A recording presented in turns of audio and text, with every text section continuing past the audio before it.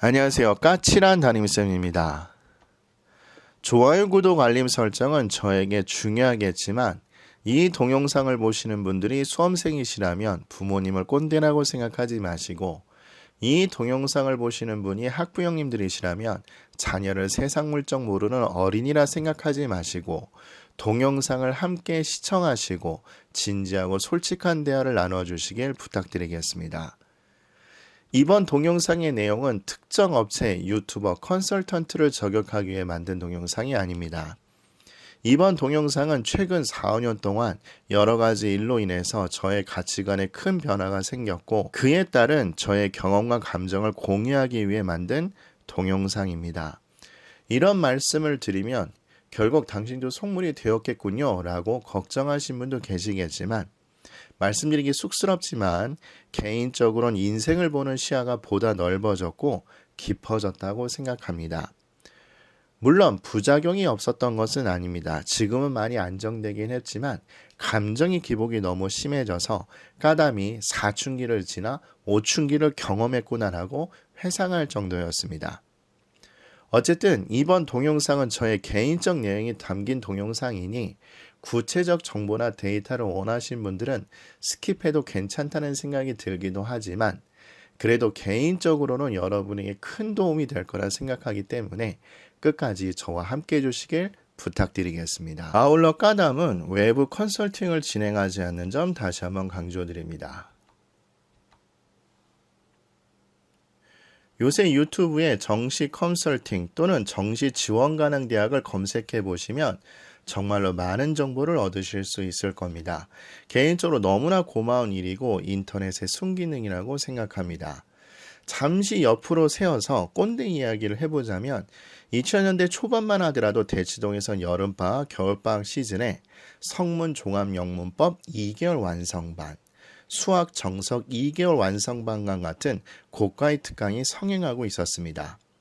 그런데 그 시기쯤 인터넷 강의도 막 전성기가 시작될 때였습니다. 비록 인터넷 강의에서 몇몇 부작용이 있기는 했었지만 인터넷 강의에서 진행됐던 양질의 강의들이 그동안 소비자들을 뒤통수 쳤던 일부 소수의 잘못된 학원과 강사를 정리하는 계기를 마련해 주었습니다. 그것이 가능했던 이유는 인강으로 인해 소비자분들이 현명해지셨고 또 공급자 즉 학원과 강사를 냉정히 판단할 수 있는 눈을 가지게 되었기 때문일 겁니다. 이런 의미에서 본다면 유튜브에서 많은 분들이 제공해주는 데이터는 너무나 가치 있고 소중한 데이터이실 겁니다. 다시 한번 강조드리지만 현명한 소비자가 공급자와 시장을 변화시킬 수 있다고 생각합니다. 그런데 몇 점대 수능 점수로 지원 가능한 대학, 인서울대학의 땡땡대를 지원 가능할 수 있는 수능 점수와 같은 소중한 데이터를 활용해야 되는 수험생과 학부형님께서 오해를 하고 계신 부분이 계십니다. 그 오해하고 있는 부분은 오직 점수와 그리고 자녀가 졸업하는 시점이 아닌 과거와 현재의 대학 명성과 같은 단순한 정보만을 가지고 정시지원대학을 선발하는 것이 그 부분일 겁니다. 그래서 이번 동영상에서는 점수 데이터에 더해서 대학을 선별해야 될 때 고려해야 되는 부분이 무엇이고 또 그 내용을 어떻게 조사하고 확인해 볼 것이고 그리고 그렇게 까담이 생각한 이유를 같이 살펴보도록 하겠습니다.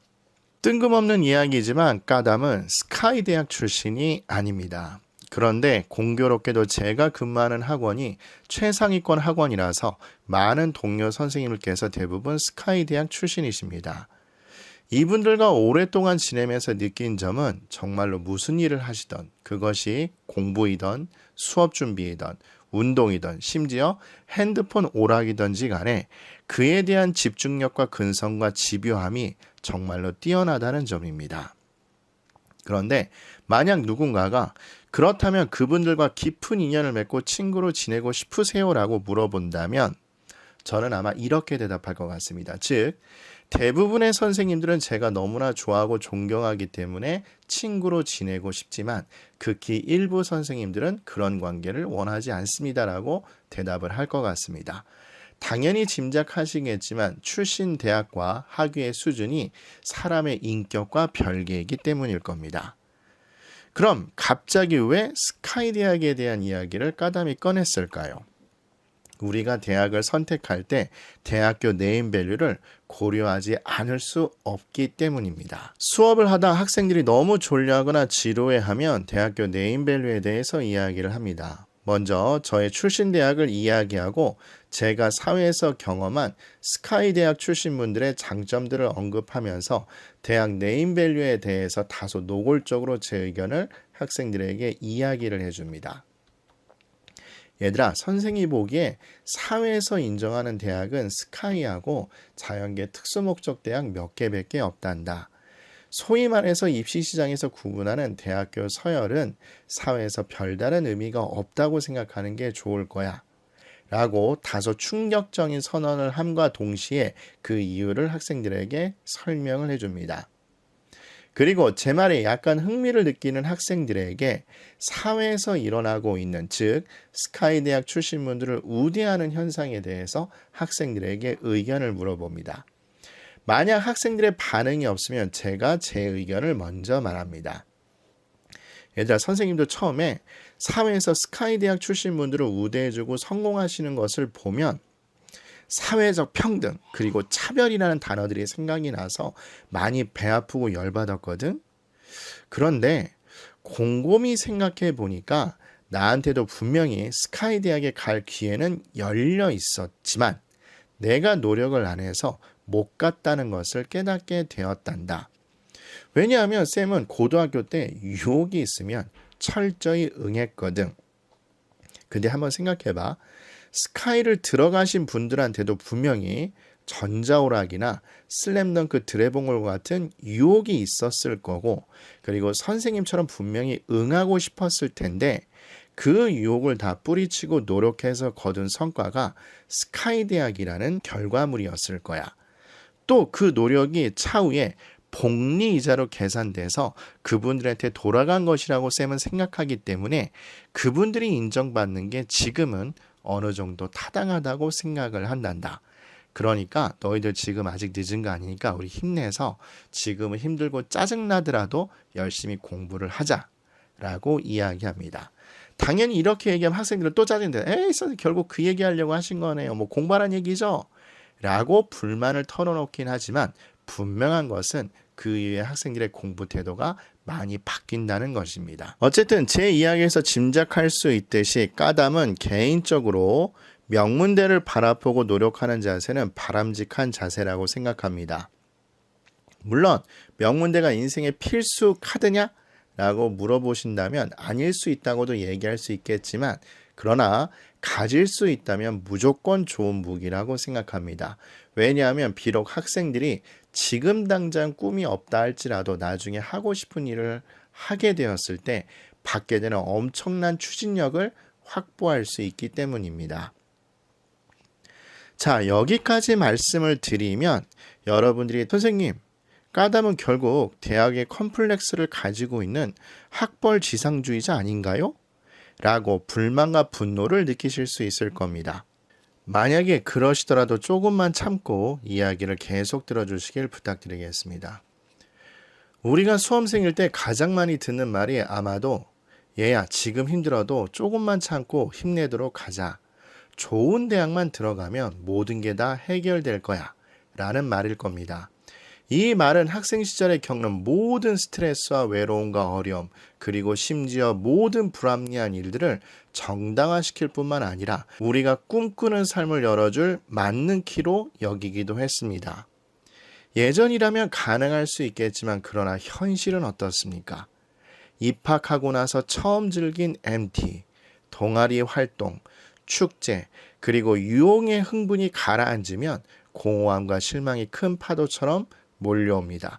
왜냐하면 대학 교육과 대학 생활은 우리가 원하는 삶을 영위하는 방법을 가르쳐주지 않기 때문입니다. 우리는 다양한 삶의 목표를 설정하고 달성하려고 노력합니다. 그것은 경제적 자유, 이상 실현, 개인이나 가족의 행복 추구, 좋은 인과관계 등이 있을 수 있습니다. 그러나 정말로 안타깝게도 대학 생활은 우리가 원하고 우리에게 필요한 교육을 해주지 않습니다. 잘못을 해도 실수를 해도 꾸짖어주거나 보호해주는 사람이 없고 잘해도 칭찬해주는 사람이 없는 상황. 말 그대로 방치되는 느낌일 것입니다. 그래서 요새 많은 성인분들이 제가 즐겨보는 세금 내는 아이들이란 유튜브 채널에 큰 반응과 호응을 보이는 것 같습니다. 누군가의 보호 아래 성인이 되면 정말로 큰 도움을 얻을 수 있는 실용적 지식을 배우고 있는 초등학생들의 모습을 보면 정말로 부러울 따름입니다. 물론 대학에서 적극적이고 능동적으로 공부해야 되는 것도 맞는 이야기지만 생각보다 많은 학생들이 대학 생활에 실망이 커서 적응하지 못하는 것도 또한 사실일 겁니다. 이렇게 대학 교육에 비판적 생각을 하게 된 이유는 부모님들과 많은 상담을 통해서 인생의 큰 깨달음을 얻었기 때문입니다. 그 깨달음은 세상을 살아가는 방법은 한 가지가 아니다. 즉, 명문대 입학하는 것만이 인생을 살아가는 유일한 길이 아니라는 점입니다. 정시 상담을 열심히 그리고 진심으로 해드리면 부모님들께서도 마음을 여시고 종사하고 계신 업계 상황에 대해서 많은 것들을 알려주십니다.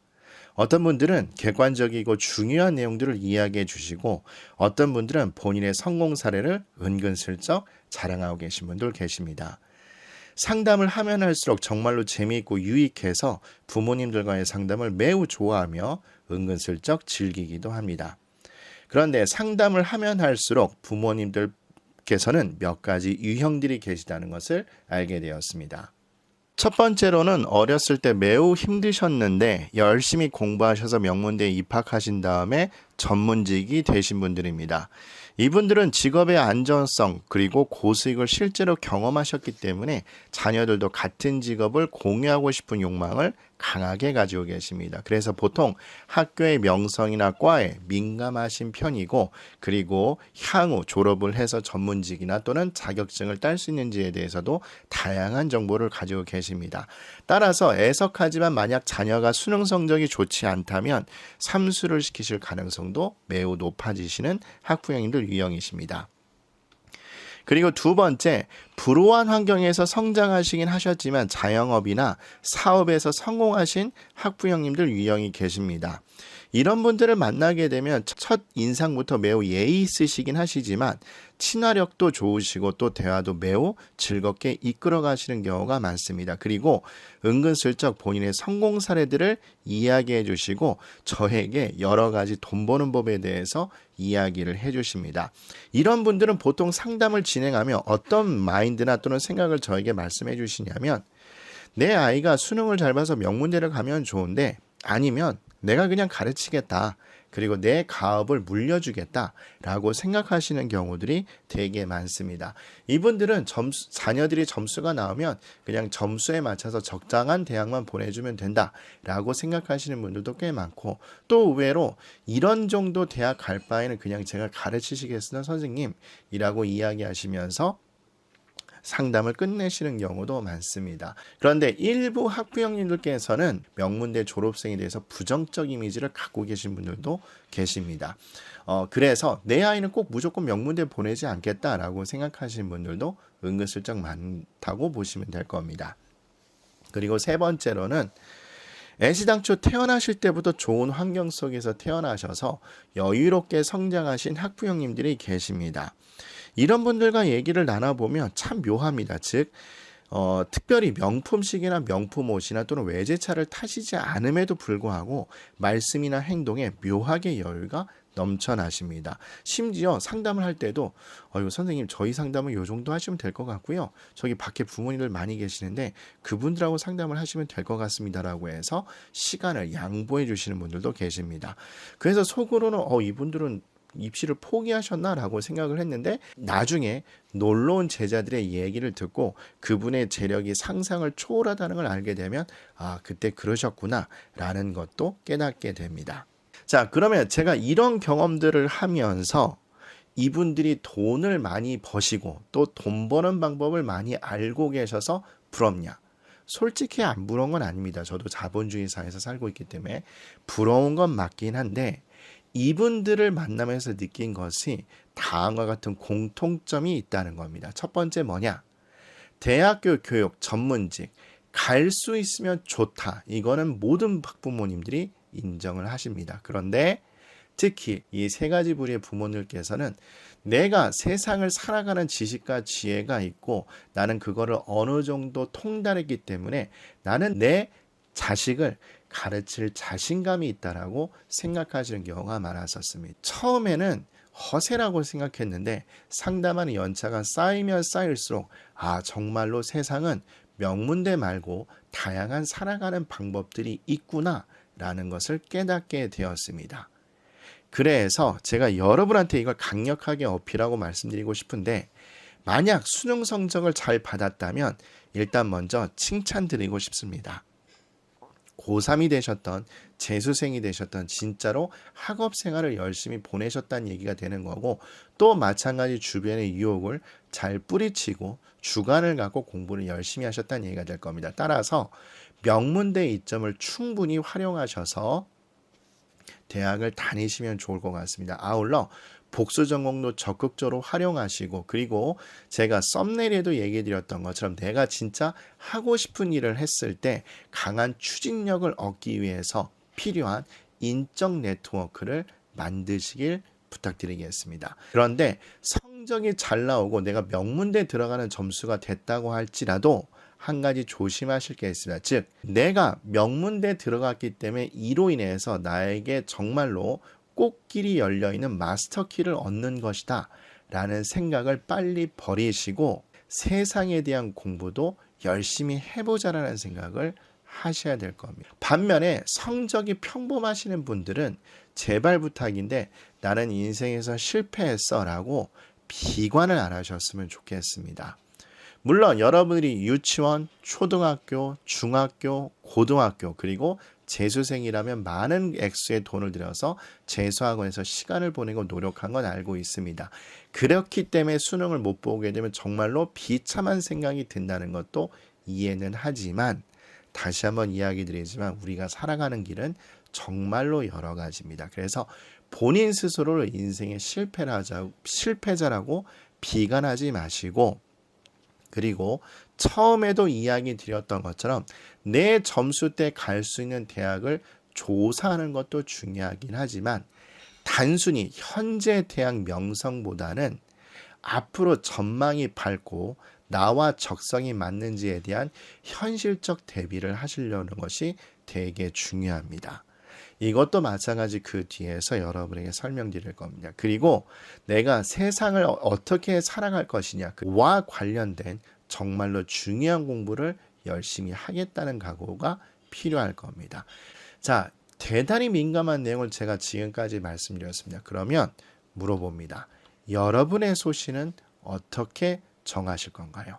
지금부터 말씀드린 내용을 바탕으로 여러분들 자신만의 소신을 결정하셨으면 좋겠습니다.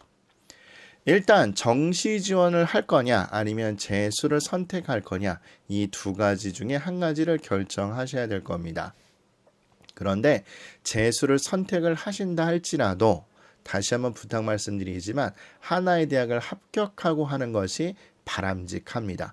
물론 이에 따른 비용도 발생하고 또 재수를 한다고 해서 성공률이 보장되지 않는다고 제가 누누이 강조 말씀을 드렸습니다. 그래서 현실적인 조건을 반드시 가족회의를 통해서 결정을 하시고 그리고 정시 지원을 하시는 게 좋을 것 같습니다. 또 학생 입장에선 수능 성적에 따라 이 두 가지로 설명을 드릴 수 있을 것 같은데 상위권 학생이라면 제가 봤을 땐 개인적으로 네임밸류를 추구하던 또는 적성과 전망을 추구하던 이거는 본인의 선택에 따라 결정하면 될 것 같습니다. 네임밸류를 선택해서 명문대를 선택하셨다면 복수 전공을 활용하시면 될 것 같고 적성과 전망을 바탕으로 결정하셨다면 본인이 정말로 하고 싶은 분야이기 때문에 거기에 노력을 하신다면 앞으로 장래는 매우 밝을 거라 생각이 듭니다. 그런데 문제는 중하위권 학생들입니다. 절대로 자기 비하하지 마시고 자존감을 챙기시길 부탁드리면서 중하위권 학생들은 네임밸류냐 아니면 적성 전망이냐 라는 선택의 기준을 본다면 적성과 전망을 바탕으로 한 특화된 학교나 학과를 선택하시는 것이 좋다고 생각합니다. 특화된 학교나 학과 중에서 정말로 자기가 관심 있는 분야에서 열심히 노력하신다면 명문대를 가는 것만큼이나 전망이 밝다고 생각합니다. 단 이 두 가지 학생의 경우에도 공통으로 고려하셔야 될 요인들이 있습니다. 즉 현실적 조건과 개인적 성취감도 반드시 고려를 하셔야 될 겁니다. 우리가 살아가면서 현실적 조건을 인정하지 않고 대비를 하지 않는다면 그 이상이 아무리 고귀한다 할지라도 나중에 변질될 가능성이 높습니다. 따라서 경제적 수입 그리고 앞으로 사회가 급변하는 속에서 전망과 지속성을 반드시 고려를 하셔야 될 거고 그에 더해서 돈만 버는 게 중요하냐? 그에 못지않게 개인적 성취감 즉 가치관과 이상과 보람과 그리고 어떻게 보면 우습게 들리겠지만 우리가 살고 있는 이 사회에 기여를 하고 있는 정도도 따져보시고 결정하시는 게 좋을 것 같습니다. 자, 그렇다면 제가 이렇게 드리면 너무 추상적이어서 우리 학생들이 어려워하실 텐데요. 그럼 선생님 그럼 전망을 어떻게 따집니까? 라고 물어보시는 분들이 많을 겁니다. 그 전망은 돈의 흐름이 어디로 가느냐 살펴보면 좋습니다. 왜냐하면 여러 분야의 전문가들, 특히 투자를 하시는 분들이면 사회에서 발전할 요소들을 기가 막히게 냉정히 파악을 하십니다. 따라서 돈의 흐름을 쫓는 것이 필요합니다. 단 조심할 게 제가 돈의 흐름을 얘기한 거지 도박이나 투기를 하자는 얘기가 아닙니다. 이건 여러분 정확히 구분하셔야 돼요. 여러분 성인들 되셨기 때문에 정확히 구분해야 됩니다. 즉 유튜브나 친인척 어른들 또 책, 부모님, 지인들을 통해서 여러 가지 호기심이나 또는 그 분야의 전망 등을 알아보는 게 좋습니다. 그래서 이런 걸 바탕으로 나의 미래 인생을 설계하고 대학을 선택하는 게 필요할 겁니다. 제가 몇 가지 깊은 지식은 갖고 있지는 않지만 추천을 해드리는 게 뭐가 있냐면 유튜브에선 여러분들 잘 알고 계실 겁니다. 워낙 유명하신 분이죠. 심사임당이라는 분입니다. 저는 솔직히 이분의 첫인상은 그렇게 좋지 않았었습니다. 왜냐면 아마 처음 그 썸네일이 지금 이 상황이 돈 벌기 너무 좋은 시대다라는 썸네일이었을 거예요. 속으로 뭐 본인이 돈을 많이 벌면 벌었지 이렇게 건방지게 얘기도 되나? 라고 생각이 들었지만 그런데 이분의 동영상을 보면 볼수록 정말로 저 스스로 반성을 많이 하게 되었습니다.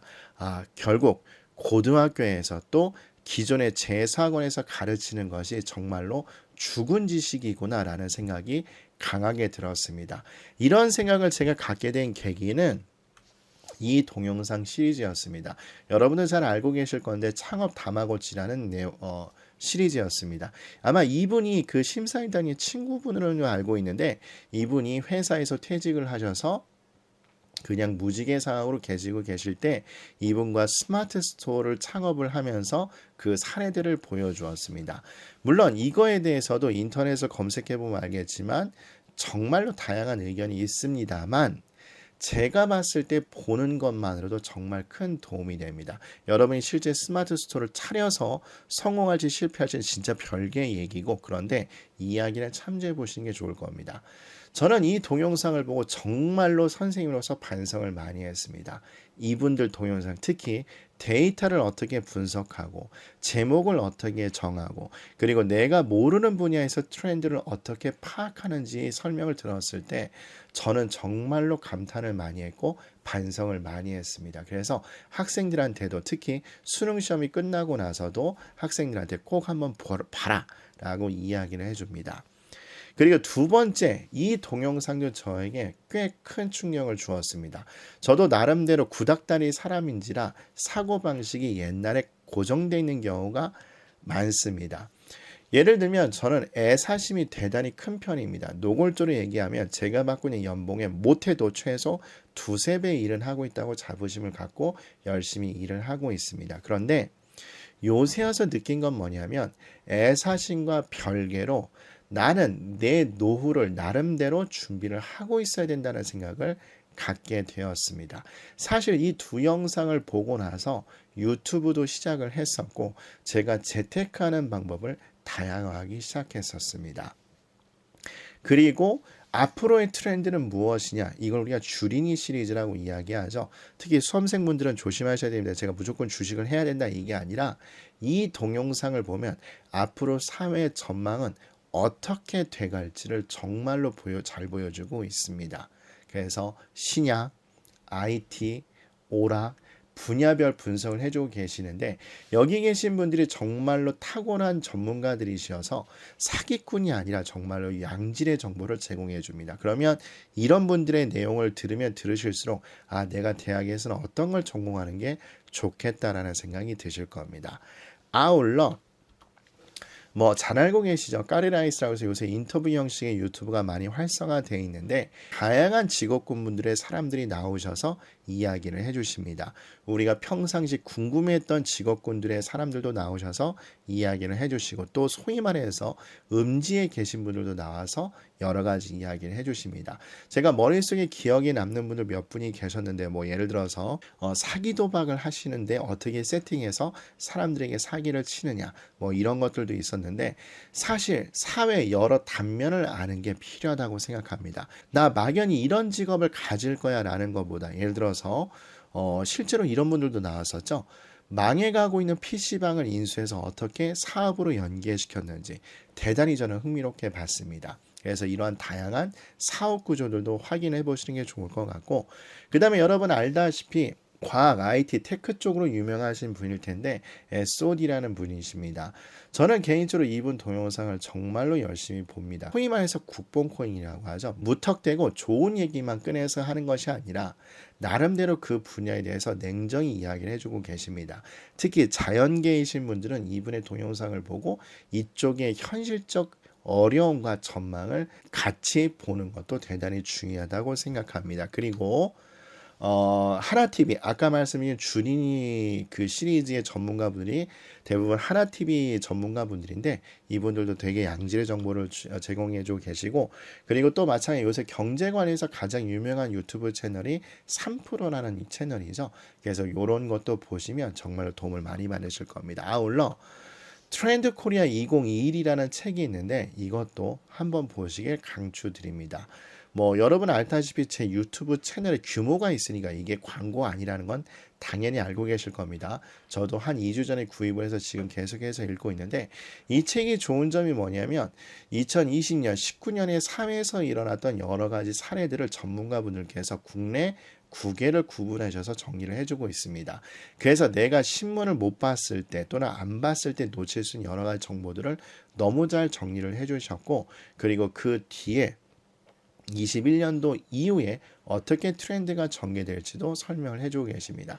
그래서 보신다면 많은 도움을 받으실 거예요. 이번 동영상을 제작하면서 사실 제작 기간이 다른 동영상에 비해서 2~3배가 걸렸습니다. 일단 내용이 추상적이었고 제가 전달되는 내용을 어떻게 전달드릴까 고민을 많이 하면서 원고도 수정하고 다시 제작을 하기도 해서 시간이 더 많이 걸렸던 것 같습니다. 그런데 어떻게 보면 데이터를 들어서 구체적으로 설명드리는 동영상보다 훨씬 중요한 내용을 담고 있지 않나 개인적으로 생각을 해봅니다.